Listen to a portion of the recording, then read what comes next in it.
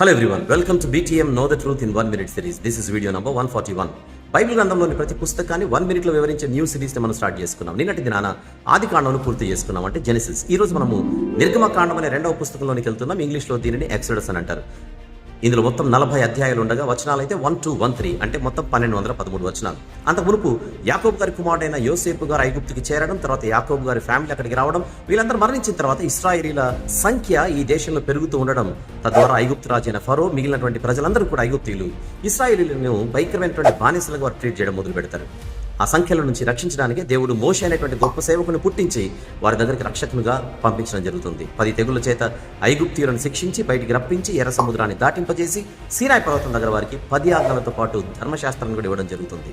విమోచన పుస్తకంగా పిలువబడే ఈ పుస్తకంలో కనబడే పండుగలు కానీ ప్రత్యక్ష గుడారం కానీ యేసుక్రీస్తు ప్రభువును సూచిస్తూ ఉంటాయి.